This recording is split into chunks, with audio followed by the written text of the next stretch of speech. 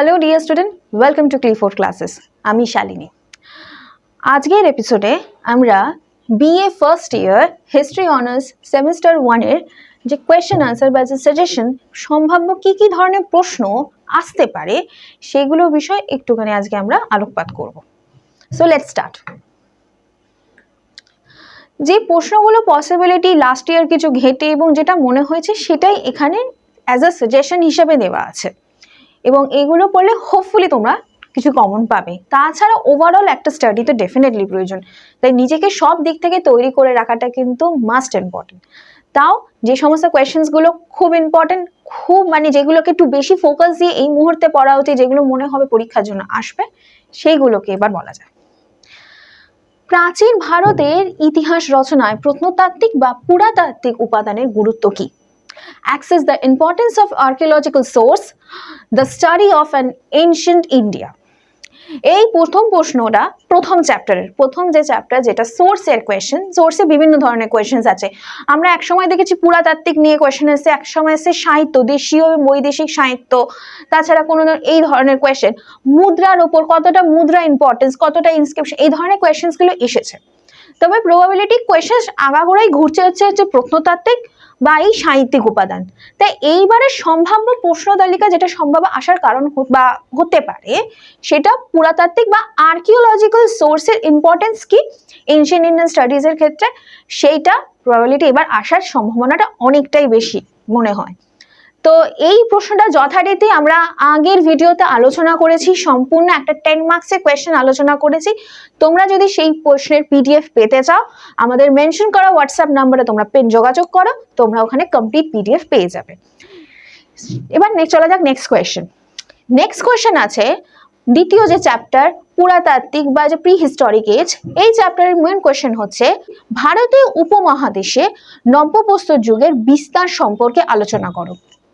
এই যে প্রশ্নটা আছে ইংলিশে যেখানে দেওয়া আছে যে give a detail about neolithic spread in Indian subcontinent, এটা নিওলিথিক এজের যে কথাটা, এই নিওলিথিক এজ কোয়েশ্চেনটা এবারে খুব ইম্পর্টেন্ট, যে কিভাবে নিওলিথিক এজ কোথায় কোথায় বিস্তার স্থাপন করেছিল, কোথায় কোথায় তার ক্যারেক্টারিস্টিক কিরকম ছিল, কিভাবে একটা জায়গাকে বোঝা যাচ্ছে যে কাশ্মীর থেকে শুরু করে হরপ্পার বেশ কিছু জায়গাগুলোতে আমরা বিভিন্ন সম্পর্কে যখন দেখতে পারবো। তোমরা এই কোয়েশ্চেনটা পড়ার জন্য নিওলিথিক এজের কোয়েশ্চেন অ্যান্সার বা ভিডিওসটাও কিন্তু একবার দেখে নিতে পারো। তাছাড়া এটা খুবই ইজি, শুধু কোথায় কোথায় জায়গায় দেখা গেছে না দেখা গেছে এবং তার বৈশিষ্ট্য কি, নিওলিথিক এজে যে আমরা এতগুলো এজ ট্রান্সফর্ম করছি ফ্রম প্রি হিস্টোরিক থেকে প্যালিওলিথিক এজ, মেসোলিথিক এজ, দেন আমরা যাচ্ছি নিওলিথিক এজ, যে ট্রান্সফর্মটা কিভাবে হচ্ছে, কোন কোন জায়গায় তার বিশেষত্বটা কি, সেটাই এই কোয়েশ্চেনে একটা ডিটেল এক্সপ্লেনেশন দিতে হবে। এর পরের প্রশ্নটা হচ্ছে সেম চ্যাপ্টার থেকেই প্রাগৈতিহাসিক সময় পর্বে মধ্যপ্রস্তর যুগের গুহাচিত্র সম্পর্কে বিবরণ দাও। মধ্যপ্রস্তর যুগের গুহাচিত্র সম্পর্কে বিবরণ, যেখানে বলেছে the describe the cave painting of Mesolithic period in the prehistoric time বা প্রিহিস্টোরিক টাইম পিরিয়ড বা পিরিয়ড এনিথিং, মূলত cave painting of Mesolithic age বা মধ্যপ্রস্তর যুগের গুহাচিত্র সম্পর্কে একটা বর্ণনা এবারে প্রশ্নের একটা পসিবিলিটি আছে, আসতে পারে। এই দুটো প্রশ্ন মূলত সেকেন্ড চ্যাপ্টার প্রি হিস্টোরিক এজের এই দুটো প্রশ্ন হতে পারে। নেক্সট কোয়েশ্চেন হচ্ছে বৈদিক যুগের যে প্রশ্ন হচ্ছে দ্য ঋগ বৈদিক যুগের রাজনৈতিক তথা গণতান্ত্রিক অবস্থার সাথে পরবর্তী বৈদিক যুগের কিরকম রাজনৈতিক অবস্থা তার পার্থক্য চোখে পড়ে তা উল্লেখ করো। ইংলিশে mention the difference between the political and Democratic condition the Rigvedic period and the political condition of letter বৈদিক পিরিয়ড। ডেফিনেটলি তোমরা যখন এই চ্যাপ্টারটা পড়েছো দেখছো যে দুটো ঋগ্বেদিক পিরিয়ড, সময়কালটা ছিল, পুরো টাইম স্প্যানটা ছিল হচ্ছে 1500 থেকে 600, 1500 বিসি থেকে 600 বিসি, যার মধ্যে দুটো ভাগ করা হচ্ছে, একটা 1500 থেকে 1000 এবং একটা 1000 থেকে 600। এই 1500 থেকে 1000 এই বিসি এই এরাটাকে বলা হচ্ছে আদি ঋগ্বৈদিক যুগ বা শুধু ঋগ্বৈদিক যুগ, যেখানে দেখা যাচ্ছে যে রাজনৈতিক বা রাজতন্ত্রের কনসেপ্টটা ততটা আসছে না, যেখানে গণতন্ত্র বিষয়টা ছিল, যেখানে একটা জায়গায় পঞ্চায়েত আমরা বিদত পাবো, আমরা সভা সমিতি বিধতের উল্লেখ পাবো, কিন্তু যখন ঋগ বৈদিক যুগে যাচ্ছি তখন আস্তে আস্তে কনসেপ্টটা বাড়ছে, বিধত উঠে যাচ্ছে। কেন বিধত উঠছে? মহিলাদের অবস্থার একটা পরিবর্তন ঘটছে। রাজনৈতিক একটা জনপদ, আগে ছিল তো গ্রাম, ঋগ বৈদিক যুগে শুধু গ্রাম ছিল, গ্রামের কুলপতি ছিল, কিন্তু পরবর্তী বৈদিক যুগে আমরা দেখছি যে আস্তে আস্তে জনপদ ইনক্রিজ, একটা জনপদ হচ্ছে। এই কিভাবে হচ্ছে? এবং ট্যাক্সের বিষয়, যে ঋগ বৈদিক যুগে বলি নামক একটা ট্যাক্স ছিল, যেটা ঋগ বৈদিক যুগে বা আদি বৈদিক যুগে যেটা মানুষরা ইচ্ছা চায়, তখনকার মানুষ যদি স্বেচ্ছায় দিতে চায় তো দিলেই দিত, কিন্তু পরবর্তী বৈদিক যুগের ক্ষেত্রে সেটা দেখা যাচ্ছে যে সেটা ম্যান্ডেটরি হয়ে যাচ্ছে। এই যে ডিফারেন্স গুলো কিভাবে হচ্ছে সেটা এই কোয়েশ্চেনের ডেস্কে আমাদের মূল বিষয়। এর পরের সময় একটা কোয়েশ্চেন হচ্ছে এই চ্যাপ্টারেরই আর্য সমস্যা কি তা বিস্তারিত বিবরণ দাও। Explain in detail of Aryan problem. আর্য সমস্যা কি, তাদের কোথা থেকে উৎপত্তি, তারা কি আদৌ ইন্ডিয়ান, তারা কি বাইরের থেকে, এই বিষয়ে বিভিন্ন বইতে খুব সুন্দরভাবে ডিটেল এক্সপ্লেনেশন বিভিন্ন ঐতিহাসিক মতামত সমেত দেওয়া আছে, সেটা এই কোশ্চেনের আলোচ্য বিষয়। নেক্সট কোয়েশ্চেন হচ্ছে ষোড়শ মহাজন পদের অন্যতম মগধের উত্থান। মগধ খুব ইম্পর্টেন্ট।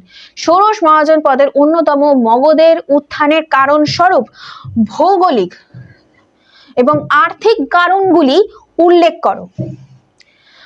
মগধ বুঝতেই পারছো, যখন আস্তে আস্তে এরপরে যেটা যাব হচ্ছে আফটার ঋগ বৈদিক যুগ, পরের চ্যাপ্টারটা হচ্ছে ষোড়শ মহাজনপদ।